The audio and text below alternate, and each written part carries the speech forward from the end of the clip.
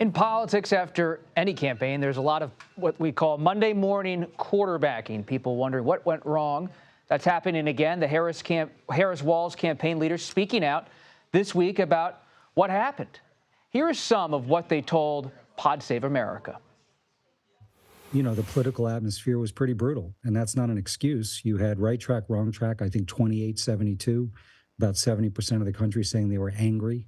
You know, we already knew how to do the negative on Trump, and we knew that there was a lot of Trumpnesia out there. People didn't remember the 4 years of the Trump administration. The idea that people have just a well-constructed, already baked-in idea about Trump and they don't need to learn anymore is just complete fallacy. I mean, his numbers are stronger today than they have ever been.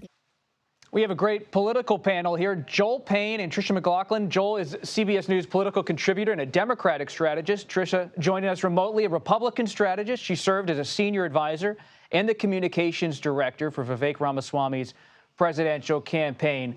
Tricia, we're going to begin with you, the Republican looking in on these Democrats talking amongst themselves. What do you make of it? Yeah, this postmortem interview really was reminiscent almost of a Kamala Harris interview as far as nothing was actually said. They didn't really answer the questions at hand, and there was not a lot of interview pushback whatsoever. I think that this election really did come down to the issues. 75% of Americans said that this country was on the wrong track, and yet their candidate, Kamala Harris, was really unwilling or unable to create any daylight with Joe Biden, whether it be on inflation. What would she actually have done to drive down prices? Would she have continued to pass the Inflation Reduction Act, which we know poured trillions of dollars into the economy? And B, immigration. She might have said she would be tough on the border, but she didn't give really a reason why they would let 10 to 15 million people into this country illegally. So I think that there was a trust issue as well with voters. So that's a Republican perspective. Tricia, appreciate that. Let's get a Democratic perspective. Joel, what struck me in terms of the Democratic side of this is you had a podcast in Pod Save America hosted by former advisors to President Barack Obama.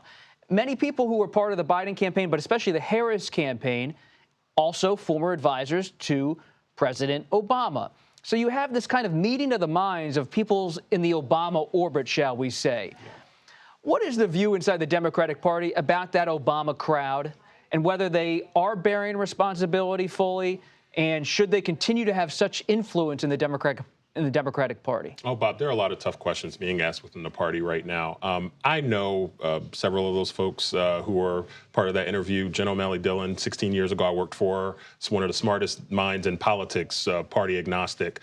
So I can vouch for those folks. Nobody sounds particularly smart or, like they've got all the answers after a loss, like the loss that Democrats suffered a few weeks ago at the ballot box. I think that some of the things that they said were not particularly surprising. They made good points, particularly about super PACs, how Republicans had an advantage with the outside spending versus Democrats. They talked about how Kamala Harris had to start the race really 15, 20 points behind on key issues like the economy and her personal favorability. And they talked about growth that they made in both of those directions during the race, but they just simply didn't have enough time. And with a candidate with the unique challenges she had in this cycle, it's not surprising where we landed. I thought they acquitted themselves as well as you can acquit yourself. But again, nobody seems like they cover themselves with glory when you're talking about a loss like that.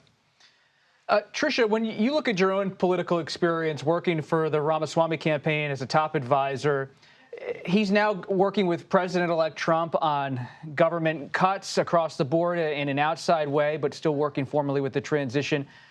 The Trump culture dominates the Republican Party, just like the Obama orbit in many ways. Maybe doesn't dominate the Democratic Party, but certainly has a heavy influence. Do you believe the Republican Party now is still fully in Trump's image? And what are the upsides and downsides to having that kind of culture, a candidate or a person or a president so central in a party?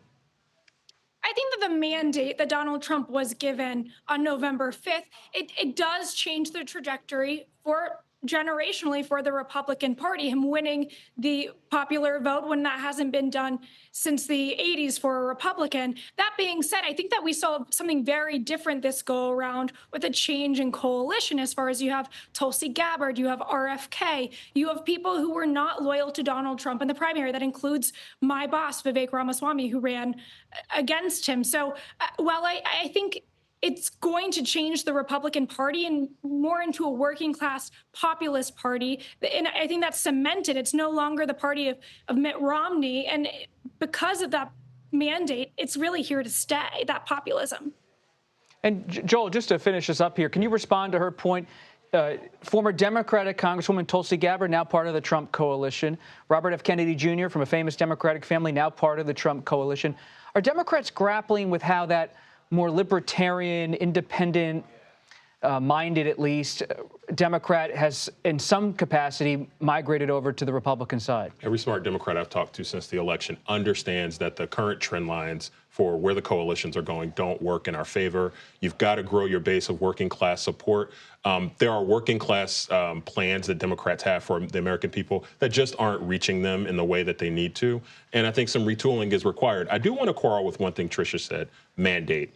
I think as the votes continue to come in and as we really get a full picture of what happened on election night, I think we've got to reassess what we mean when we say mandate. Did Donald Trump win? Yes. Did he win a majority? It appears? Yes. But Donald Trump has a mandate from the American people to keep the economy strong, which Joe Biden has handed him a strong economy, not to bring chaos and disorder and extremism to the American folks. We're going to have... And yeah, that's what I would push back on. Tricia, we have to leave it there. We'll have you back soon with Joel, hopefully, and we'll continue this discussion, maybe even have a little bit of a debate. But for now, we have to leave it there. Thanks to you both for coming on our program. Thank you.